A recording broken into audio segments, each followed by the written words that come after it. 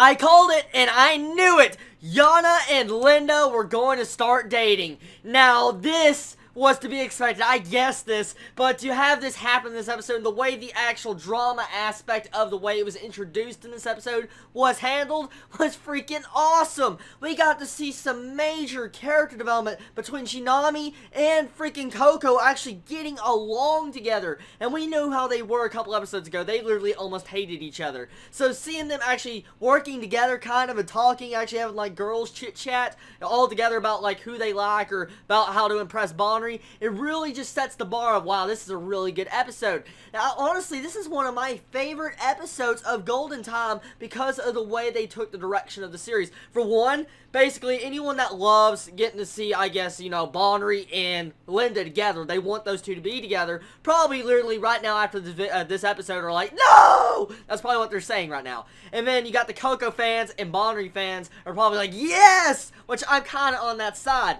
But this entire aspect, the way, I guess, foreshadowing in different things of this episode, that really goes to show you what is probably going to happen in future episodes. For one, I know anyone that was right off the wall. If you watch a lot of romance anime, you probably instantly noticed it. We could see that Shinami actually somehow had some form of feelings towards Yana actually being seen with Linda. So, yeah, Shinami definitely has some form of love towards him. And then you got to see how Coco is not all as crazy and stupid as she appears. I mean, her character's slowly been building over the past couple episodes and almost the course of this entire series to show you that she's not really just that crazy dairy mode, and she actually manages to care for Bonner. Her character development is really deep. For one thing, let me explain why. She breaks the boundary of your normal female character in a romance anime, especially when Bonner has done what he's basically done in this series. I mean, pretty much having like almost an affair with like another girlfriend, like cheating on freaking Coco when they were at that club.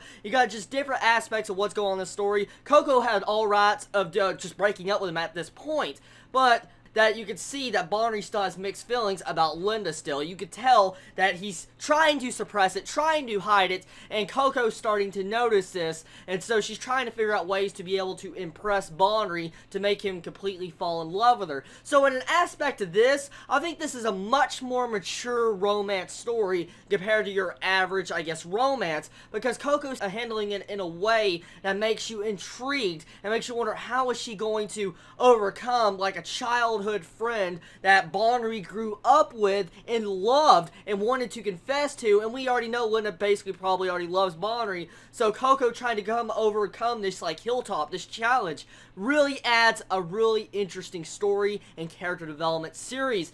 Now, the animation-wise of this episode was good, and it was standard animation for Golden Time, which complimented.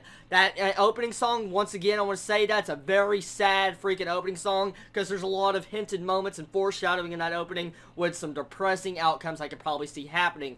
Now that we're in the second half of Golden Time, now that we're officially getting on to the probably later arc in the series, we're going to start seeing probably all these different conclusions and drama aspects where the different arcs in the series basically are starting to build up. Especially for one, the entire scene with how we got Bonner denied his feelings towards Linda, straight out says I want to friend zone you and all that. Pretty much that's eventually going to come to the table. We got the entire aspect of what Coco's been trying to hide from Bonner. For instance, trying to impress him and even though she knows that he still has feelings for Linda. Then we got Ghost Bonner that is basically just being, you know how I feel about Ghost Bonner, but still, he's being around and annoying, and since we got to see Yana and Linda this episode together, I was incredibly shocked that Ghost Bonner did not butt in at that moment and just go on a complete conniption fit and wanted to just yell at Yana. But it was unexpected. I did not expect, you know, Ghost Bonner to almost not appear in this entire episode. There's only one scene he appeared in this episode,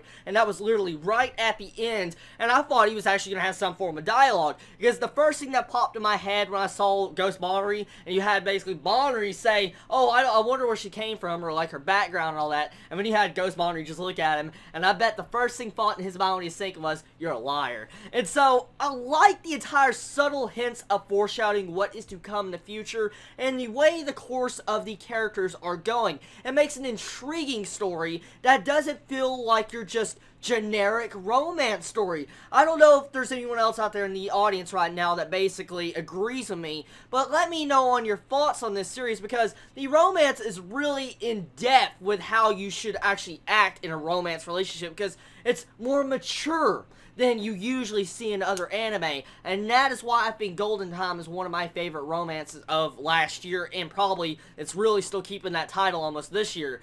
So tell me what you think about this episode. What do you think about all the different events that happened this episode? What you think about freaking Yana and Linda together? Come on. What you think about the bonding fan service moments of Shinami and Coco? All that fan service. I will say I'm not one for fan service, but that fan service was unexpected and I liked it. And getting to see another side Shinami of being completely downright freaking dirty almost with the way she acted. Says, oh, you want to do the naughty with him. I was like, what?